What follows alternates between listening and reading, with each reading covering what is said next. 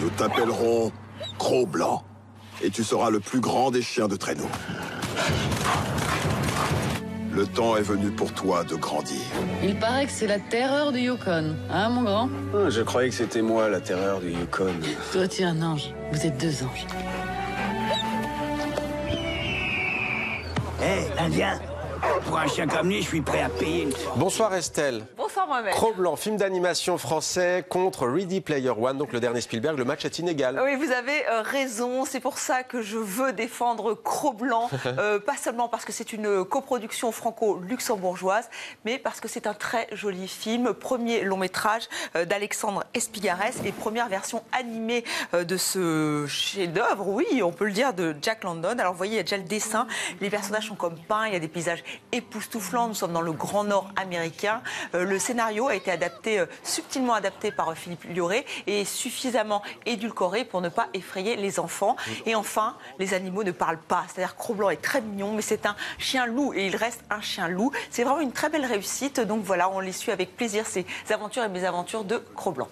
Et seulement voilà Estelle, aujourd'hui vous nous dites que c'est aussi la sortie de Ready Player One. Oui, le dernier Spielberg. Alors là, c'est la super production hollywoodienne, un film qui vous en met plein la vue visuellement. La vie sur Terre est un enfer et donc voilà, tout le monde se réfugie dans l'oasis, un univers virtuel et tout va s'emballer quand le créateur de ce monde virtuel qui est mort mais qui lance une grande chasse au trésor. On retrouve le Spielberg des années 80. On sent qu'il s'est régalé avec ce film et le point commun avec Cro-Blanc, eh bien, c'est aussi une adaptation d'un livre culte signé Ernest Cline, paru en 2011. Et l'auteur, lui, ne touche plus terre depuis que Spielberg a décidé d'adapter ce film. Écoutez-le.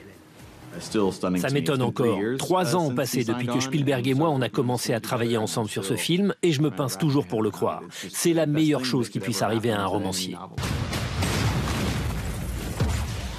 Son univers à lui, Estelle, est beaucoup plus intimiste. Cheval Rex sort un nouvel album. Cheval Rex, c'est bien ça. Voilà, le voici, cet album anti-slogan, donc un titre ironique.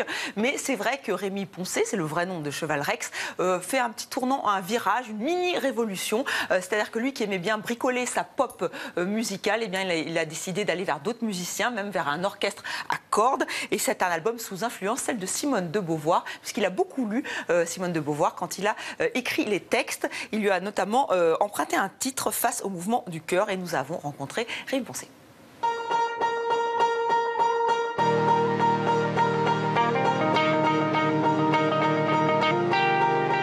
Ces deux mots, anti et slogan, il y a une espèce de tension qui se crée entre les deux mots, donc il y a un truc un peu qui me semble au cœur de ce que je voulais faire, enfin là où j'étais en tout cas au niveau de la matière.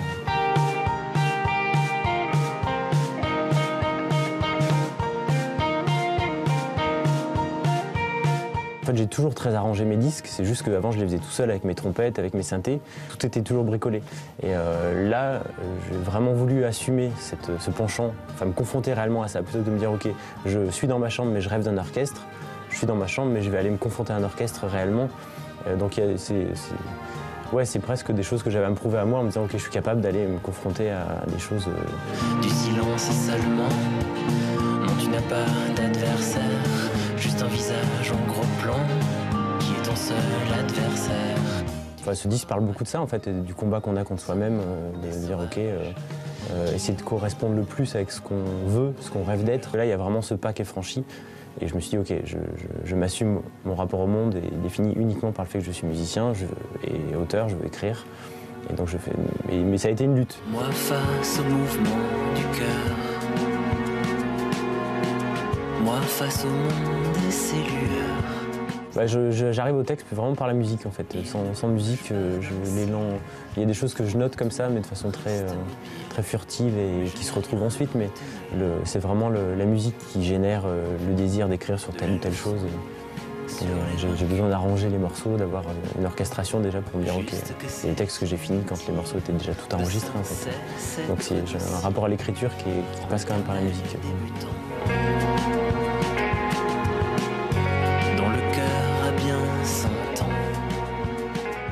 Cheval Rex qui sera en concert donc demain aux Étoiles à Paris et aussi le 8 juin à la Maison de la Poésie, toujours à Paris, et on le retrouvera au Francofolie de La Rochelle. C'était Demander le programme, vous étiez chevaleresque Estelle. Merci pour cette chronique culture. À demain, même endroit, même heure.